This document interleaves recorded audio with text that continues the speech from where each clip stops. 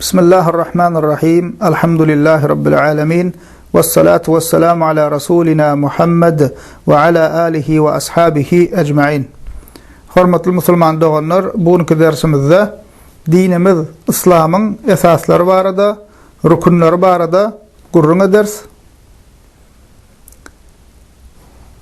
Hadiste aydılya عن ابن عمر رضي الله عنهما قال رسول الله صلى الله عليه وسلم بني الإسلام على خمس شهادة أن لا إله إلا الله وأن محمد رسول الله وإقام الصلاة وإيتاء الزكاة وحج البيت وصوم رمضان متفق عليه. Sahaba Abdullah ibn Umar'dan radıyallahu anhuma den rivayet ediliyor. Peygamberimiz sallallahu aleyhi ve sellem şöyle dedi: İslam 5 zada esaslanyandır. Ya da İslam'ın esası 5'tir. Bir Allah'dan başka hak ilah, ma'bud yoktuğuna ve Muhammed sallallahu aleyhi ve sellemin Allah Teala'nın Resulüdüğüne şahitlik getirmek. Namaz kılmak, zekat vermek, hacca gitmek ve Ramazan ayına ağız beklemek. Bu hadis Müslüman doğanlar Bukhari ve Müslim hadis kitaplarına geçiyor. Ve şu hadisten öğrenişimiz yani dinimiz İslam'ın 5 tane esası var eken Müslüman doğanlar. Birinci esas Müslüman doğanlar, bir Allah'dan başka hak ilah, ma'bud yoktuğuna ve Muhammed sallallahu aleyhi ve sellemin Resulü doğuna şahitlik getirmek. Şu 5 esasın içinde en mühimi şu birincisi. Şunun için şuların hemmesinin manisine de qow düşünmeli, ama hususan şu birinci esasa qow düşünmeli. Çünkü şu sözü demekle bir kişi İslam'a inanmayan bir kişi İslam'a girecek bolsa şu sözleri aydıp İslam'a giriyor. İmana giriyor. Şunun için şunun manisini qow bilmeli. Enne Müslüman doğanlar, la ilahe illallah demek näme? Manisi näme? Manisi Müslüman doğanlar, bir Allah Teala'dan başka hak ilah yok demek. Bir Allah Teala'dan başka hak ilah yok demek. Şöyle de deyip biliriz. Bir Allah Teala'dan başka ibadete haklı ilah yok. Bunu hasam açıklap aydıp biliriz. Bir Allah Teala'dan başka özüne ibadet edilmeye hak ilah yoktur deyip biliriz. İlah demek ne mi Müslüman doğanlar? Özüne ibadet edilen demek. Haçanla biz şahitlik getiremizde Allah Teala'dan başka hiç ibadete layık ilah yok. Bir hak ilah var, ibadete haklı bir ilah var, ol hem Allah Teala dediğimiz oluyor. Yani ne kıskası la ilahe illallah demek bir Allah Teala'dan başka hak ilah yok dediğimiz oluyor. Ve yüreğimiz bilen Müslüman doğanlar Allah Teala'nın barlığını, tevhidini, birliğini tasdik edip dilimizle hem näme şonu ikrar edip şahitlik getiriyoruz. La ilahe illallah diyemizde. Haçanla Müslüman doğanlar la ilahe illallah diyemizde Allah Teala'nın rububiyetini birleyes. Rububiyetini birleyes dememiz näme? Yani ehli zatın eyesi, yaradıcısı, dolanırcısı, rızkını beriyen, hasta olsa şifa veriyen, öldüren, direldiyen bir Allah Teala'nın özüdür dediğimiz oluyor. Haçanla Müslüman doğanlar la ilahe illallah diyemizde Allah Teala'nın uluhiyetini birlediğimiz oluyor. Uluhiyetinde dediğimiz näme? Yani bir Allah Teala'dan başka ibadete haklı ilah yok. Bizim ibadet etmeliyimiz Allah, sığınmalıyımız Allah, dua dilek etmeliyimiz bir Allah Teala, bil bağlamalıyımız Allah Teala, korkmalıyımız bir Allah Teala'nın özü dediğimiz oluyor. Haçanna la ilahe illallah diyenimizde Müslüman doğanlar Allah Teala'nın güzel ad ve sıfatlarına birlediğimiz oluyor. Yani Allah Teala'nın Kur'an-ı Kerim'de ve sahih hadislerde haber verilişi yani güzel adları ve pek sıfatları var. Allah Teala eşidiye, Allah Teala görüyor, Allah Teala biliyor, Allah Teala ehli zada kadir. Ve Allah Teala'nın mengveşi, kömekçisi, deni, tayi, şerigi yok dediğimiz oluyor. Yani la ilahe illallah diyemizde Müslüman da onlar kıyıskaça şu zatları dediğimiz oluyor. Allah Teala hem Kur'an-ı Kerim'de Meryem surasının 65. ayetinde Rabbus semavati vel ardi ve ma beynehuma fa'budhu vestabir li'ibadetih hel ta'lemu lehu semiyya. Ol Allah Teala göklerin ve yerin ve ol ikisinin arasındakların Rabbidir. Yani dedi ya rububiyetinde birlediğimiz var ya. Ahladın yaratıcısı, dolandırıcısı, rızkını veren, öldüren, direl diyen şol Allah Teala. Ol göklerin ve yerin ve ol ikisinin arasındakların Rabbidir. Ona ibadet et ve ona ibadette sabırlı ol. Yani bu da uluhiyet. Bir Allah'a ibadet etmeli. Bir Allah'a sığınmalı. Bir Allah Teala'dan korkmalı. Bir Allah'ın önünde boyun eğmeli. Näme hajatın bolsa, gerek zadın bolsa, doga dilegini bir Allah Teala'nın özünden dilemeli. Allah Teala'nın elinde bolan zatlar bir Allah Teala'nın özünden dilemeli. Allah'a ibadet edişini alak, Allah Teala'nın yoluna yıkılışımı değil, başka mahlukatın yoluna yıkılmalı değil. Bir Allah yoluna yıkılmalı, bir Allah'a ibadet etmeli. Ondan sonra näme dedi? Hel ta'lemu lehu semiyya. Onun mengdeşi, deni, tayi bar mı näme diye Allah Teala? Yani bu da isim ve sıfat Müslüman doğanlar. Allah Teala'nın mengdeşi, deni, tayi, şerigi hiç tadı yok. Yani Müslüman doğanlar şu ayette Meryem surasının 65. ayeti hem rububiyete, hem uluhiyete, hem isim ve sıfata näme Allah Teala şu tayda şu ayette bize beyan ediptir. Biz Müslüman doğanlar la ilahe illallah deyip Allah Teala'nın birleyenimiz için dinimiz İslam'da la ilahe illallah sözüne näme diýilýär? Kelimet-i tevhid diýilýär. Kelimet-i tevhid. La ilahe illallah'ın adi dinimiz İslam'da kelimet-i tevhid. Näme üçin kelimet-i tevhid diýilipdir? Tevhid diýmek näme? Allah Teala'ny birlemek sözü diýmek. Birlemek sözü. Çünkü Müslümanlar anancı bilen, ibadeti bilen, düşüncesi bilen Allah Teala'ny birleýär. Müslüman adam ahlylaryň yaradyjysynyň eýesiniň hemme zat bir Allah Teala'nın elinde digine iman edýär. Müslüman adam bir Allah'a ibadet edýär, bir Allah yoluna ýykylýar, bir Allah Teala'nın öňünde boyun eýýär. Ve Allah Teala ve Müslümanlar bilýär, şol ibadet edýän Allah Teala'myzyň, Rabbimyzyň deni, tayi, mengzeşi, şerigi yok. Şonuň üçin Müslümanlar la ilahe illallah'a kelimet-i tevhid, yani näme tevhid, birlemek sözü diýilýär Müslüman doğanlar. Ve Kur'an-ı Kerim'de Müslüman doğanlar başından sonuna çenni Allah Teala'nın tevhidi bize haber berilýär. Kur'an'ı açıp okap başlasak Bismillahirrahmanirrahim'den başlayas ta Nas surasına çenni Kul a'udhu bi rabbin nas şoňa çenni Müslüman doğanlar näme? Kur'an başından ta sonuna çenni bize Allah Teala'nın tevhidinden, birliginden, deni, ta'i yokluğundan, şeriginin, mengdeşinin yokluğundan haber berýär. Ahli zadyň yaradyjysy, ahli zady dolandyrıp duranın yeketek özüdüğünü haber berýär. Allah Teala'nın mahlukatyny dolandyrmakda hiç bir başka zatlaryň dahylynyň ýokdugyny, hemme zat bir Allah Teala'nın öz elindedigini haber berýär Kur'an-ı Kerim'de. Ve ýene de Kur'an-ı Kerim'de Müslüman doğanlar başından soňuna çenli bir Allah'a ibadet etmeligini, bir Allah Teala'nın razylygy üçin namaz okumalygyny, bir Allah üçin infak etmeligini, bir Allah Teala'dan doga dilek edip bir Allah'a yalvaryp el açmalygyny Kur'an bize näme? Başından soňuna çenli şunu bize nokta aýdýar. Ve ýene de Müslüman doğanlar Kur'an-ı Kerim'de Allah'a iman edip tevhidi kabul edenlerin, Allah Teala'nı birleyenlerin, muvahhidlerin ölüp direlinden soň cennete girjekdigini, olara ne derecede nimetlerin garaşýandygyny haber berýär. Ve ýene de Müslüman doğanlar Kur'an-ı Kerim bize tevhidi imanı kabul etmedik müşriklerin ve kafirlerin o tarafta olara nämelerin garaşýandygyny, nähili agyr azaplaryň badygyny haber berýär.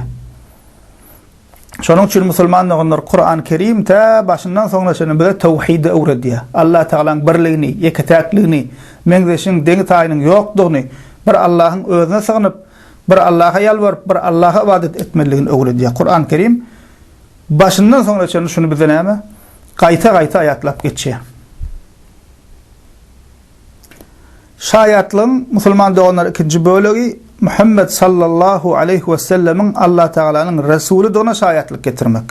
Yani Peygamberimiz Muhammed sallallahu aleyhi ve sellem Allah Teala'nın cinlara ve ehli insanlara uğradan insankı Resulü ilçisi deyip kalbimizle tasdik edip dilimizle ikrar edip şayatlık getiriyaz.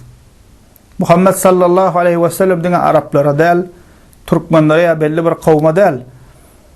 Muhammed sallallahu aleyhi ve sellem tutuş insaniyete uğradılan peygamber. Edil şonun alakka cinlerin hemmesine ve insanların hemmesine Allah Teala'nın uğradan insankı peygamberi, ilçisi.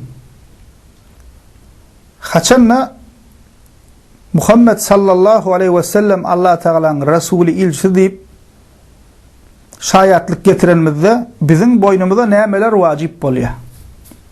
Şunu qow bilmeli musulman doganlar. Köpüýümiz diýäs Muhammedur Resulullah. Peygamberimize iman etdik diýäs. Peygamberimizi gowwarýas diýäs sallallahu aleyhi ve sellem. Emma peygamberimize iman etmek näme diýmek? Peygamberi gowwarmak nähilek dogry görnüşde bolýar. Ýöne gowwarmak diýeniň bilen gowwarýan diýeniň bilen bolýarmy? Ya şoňam amaly barmy? Musulman doganlar, eger peygamberimize iman eden bolsak, boynumuzda näme şu 4 zat wajib bolýar. Birincisi, Peygamberimizin sallallahu aleyhi ve sellemin habar veren zatlaryny tasdik etmeli. Peygamberimiz sallallahu aleyhi ve sellem bize sahih hadislerini ahiretten, kıyamattan öň boljak zatlardan näme habar veren bolsa başymyzyň täji. İkincisi, Peygamberimiz sallallahu aleyhi ve sellemin buyruklaryny berca etmeli. Peygamberimiz sallallahu aleyhi ve sellem bize bir zady sünnet edip beren bolsa, öwreden bolsa, tawşyran bolsa, buyruk beren bolsa, başymyzyň täji şol musulman doganlar.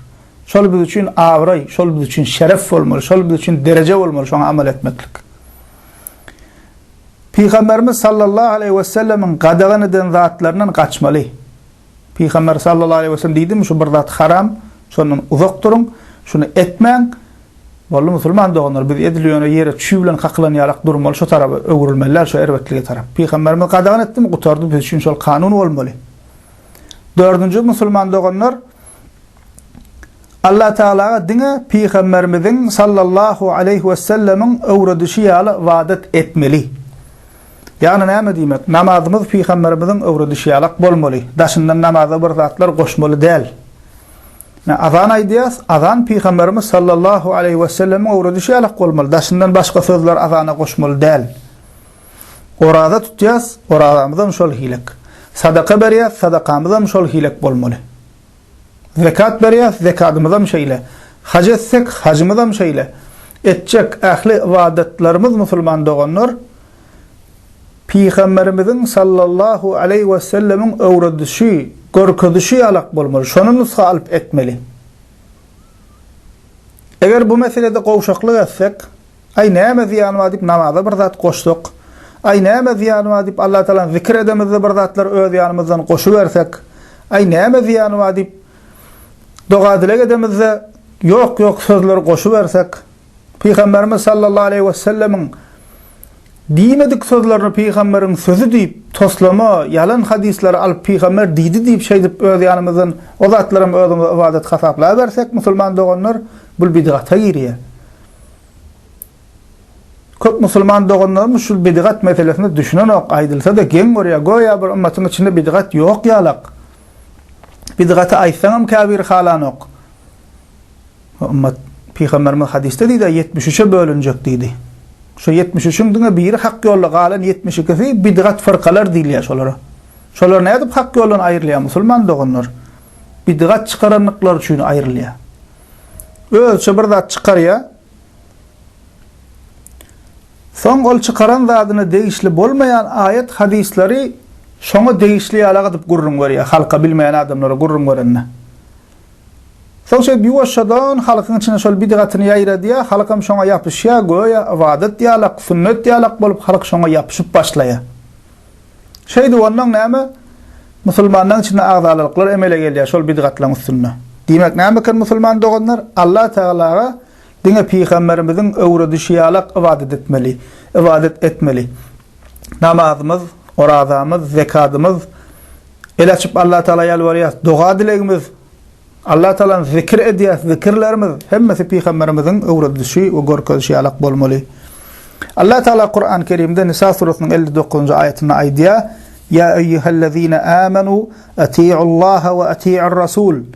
Ey iman edenler diýär Allah Teala, Allah taat edin we onun rasuluna taat edin diýär.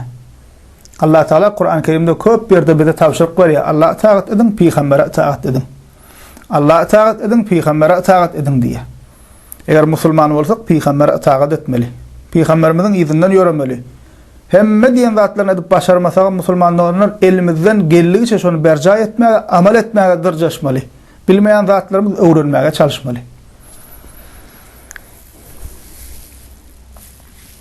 Ene musulman doganlar İslamyň birinji esasyna iki zady şaýatlyk getirýär. La ilahe illallah we Muhammedur Rasulullah. Emma şu iki şaýatlyk bir beýlekisinden aýrylmaýar. Biri beýlekisinden aýrylmaýar. Şonuň üçin hem şu iki şaýatlyk bir esas kabul edilipdir. Çünki ikisi bolmasa bolmaýar. İkincisi musulman doganlar dinimiziň ikinci esasy namaz kılmak. Allah Teala bir gece günüň dowamında musulmanlara 5 wagtyna namazy farz etdi. Erte namazı, öğle namazı, ikindi namazı, akşam namazı ve yatsı namazı. Allah Teala Kur'an-ı Kerim'de musulmanların ne hil kişiler dini haber verip musulmanların tarifini aydanına Allah Teala hemişe musulmanları iman eden, salih amel eden, namaz kılan deyip hemişe şey deyip ne beyan ediyor Allah Teala Kur'an-ı Kerim'de. Misal için Bakara suresinin 3. ayetini Allah Teala diye اَلَّذ۪ينَ يُؤْمِنُونَ بِالْغَيْبِ وَيُقِيمُونَ الصَّلَاةَ وَمِمَّا رَزَقْنَاهُمْ يُنْفِقُونَ. Olar gayba iman ederler, yani olar kimler? Musulmanlar. Gayba iman ederler, namaz kılarlar ve özlerine beren rızıklarımızdan infak ederler. Allah yolunu harcarlar diye. Ve Ebu Hureyre radıyallahu anh'tan rivayet edilen hadisinde Ebu Davud, Tirmizi, Nesai hadis kitaplarına geçiyor bu hadis. Peygamberimiz sallallahu aleyhi ve sellem şöyle diyor: "İnne evvele ma yuhasabu bihi'l abdu yevmel kıyameti min amelihi salatuhu. Fe in saluhat faqad aflaha ve ancah ve in fasadat faqad khaba ve khasir." Kıyamet günü Peygamberimiz diyor, kıyamet günü musulman kişi amallardan İlkinci hasaba çekilecek zadi farz namazlardır diye. Amallardan ilkinci hasaba çekilecek zadi farz namazlardır. Eğer namazı dolu olsa halas olar ve necat tapar. Eğer namazı bozuk olsa ziyan çeker ve helak bulur diye. Ene musulman doğunlar. Ve namaz babatında musulman doğunlar iki topar insanı namaz kılmak farz değil. Şoların birincisi ululuk yaşına yetmedik çağılar. İkinci topar aklı yerine bolmayanlar, yani değerliler. Ne şu iki toparı namaz kılmak farz değil. Hasap yok çünkü bulara. Bunu üçüncü toparım deyip bileriz.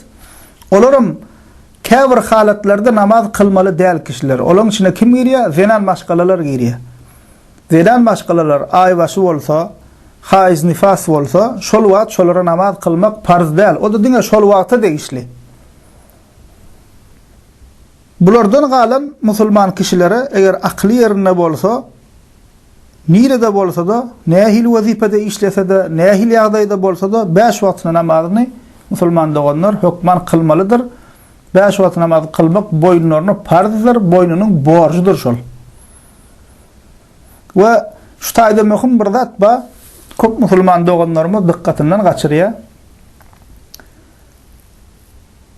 Ulamalar diýär, musulman doganlar namaz kılmazlygyň günäsi ähli haramlary etmekden beterdir diýär.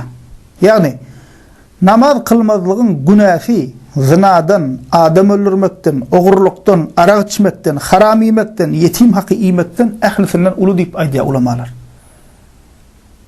Kâbir kişiler bada içemok, çekemok, ağzım arasa diye arasa adam men diye bir namazım kılamok diye de.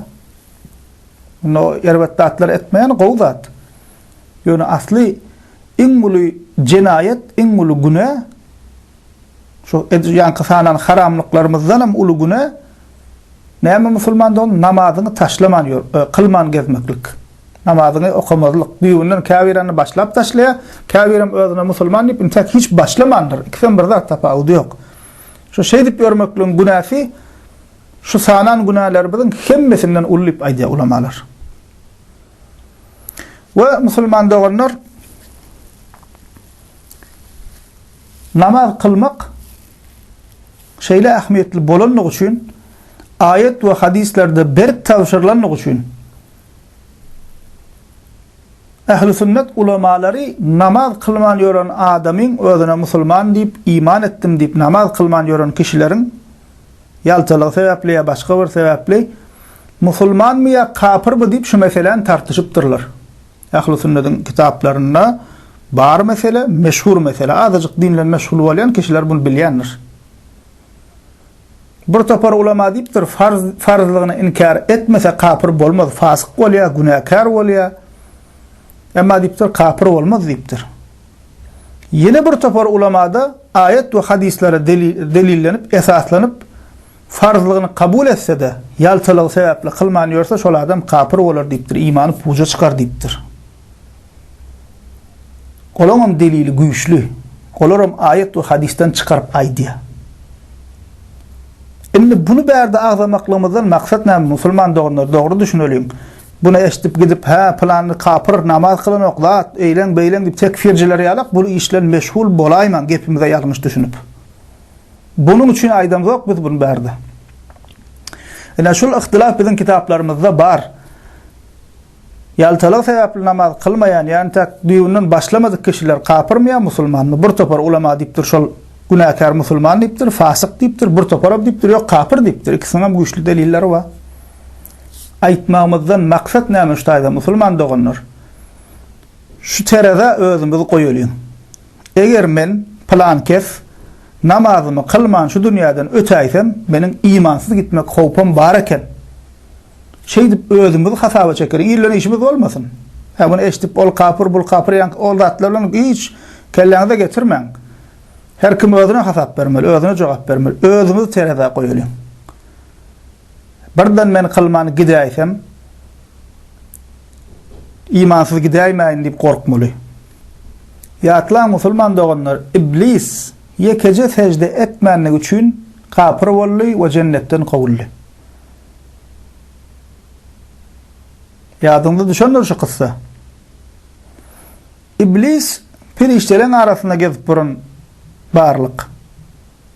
İblis Allah'ı inkar etmeye, cenneti cehennemi inkar etmeye, ahireti inkar etmeye, o iblisin Allah bolan imanı, cennet cehenneme bolan imanı inancı, şu zatların bardığını, haktığını, bunu kezip bolan bir neçe insanın kıdan artık o zatlara bolan iman nemesine inancında hiç ilkemlik yok. Öyle periştelerin içinde gezip bolan iblisin. Şu dereceye yeten asliyetinde şöyle hemen periştelerin arasında koşuluptur.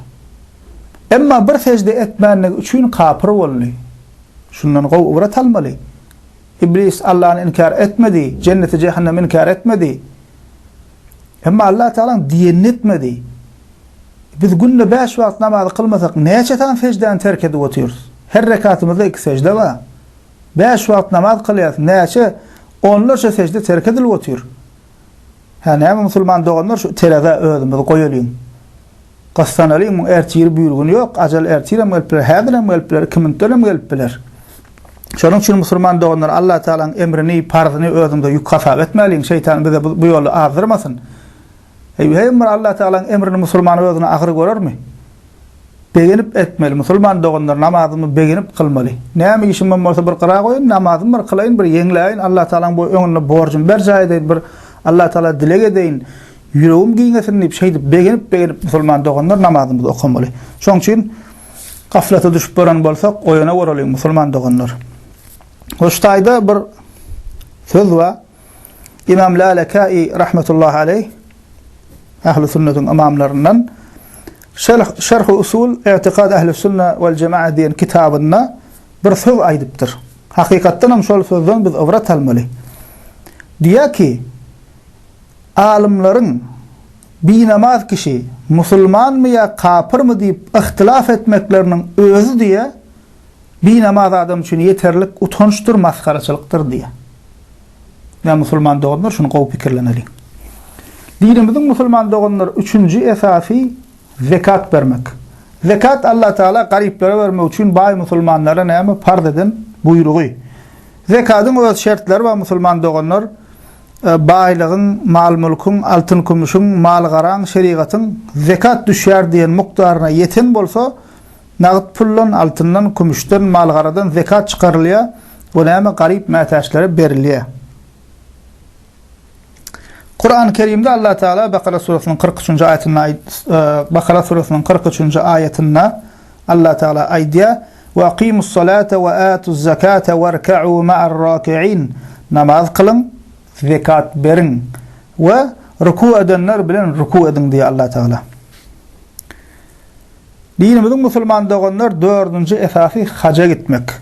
Hacca gitmek yani hac ibadetini berca etmek için Kabe'ye gitmek.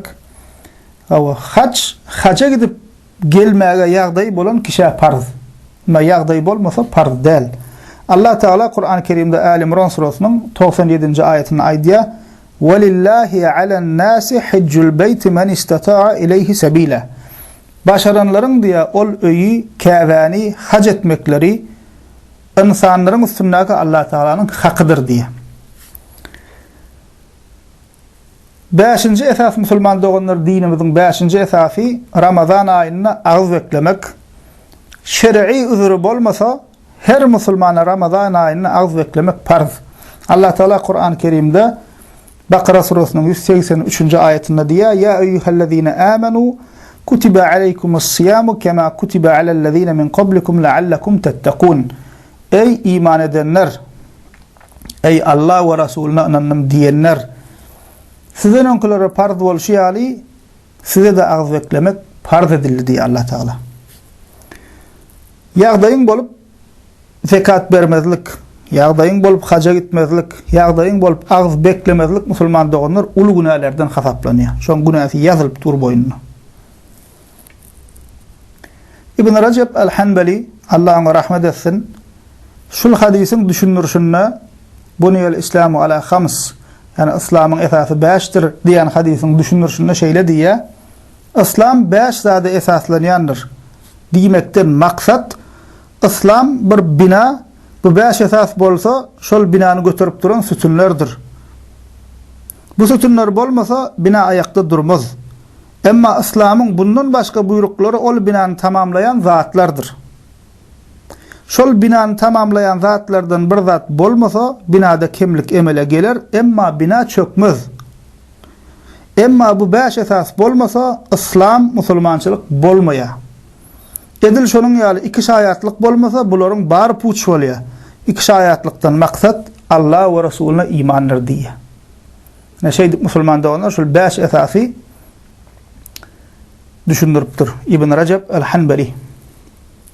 Ene Müslüman doğanlar demek dinimiz İslam'ın 5 tane esası var. Şol 5 esası biz öwrenmeli. Çağalarımızı öwretmeli. İslam'ın esası näçe diýilende Müslüman adam şunu bilmeli, düşünürşi bilen, manysy bilen. O çağalarımızda daştawarymyza şunu öwrenelin, yetirelim Müslüman doğanlar. Allah Teala bizi öz söýen we razy bolan bennelerden etsin. Malımıza, canımıza, ocaklarımıza, yurdumuza bereketler ihsan etsin Allah Teala. Allah Teala bizi iki dünya yüzü ak bendelerinden eylesin. Allah Teala bizi din imandan, mübarek kitabımızdan, Kur'an-ı Kerim'den, Peygamberimizin sallallahu aleyhi ve sellemin mübarek yolundan ayırmasın. Elhamdülillahi Rabbil alemin.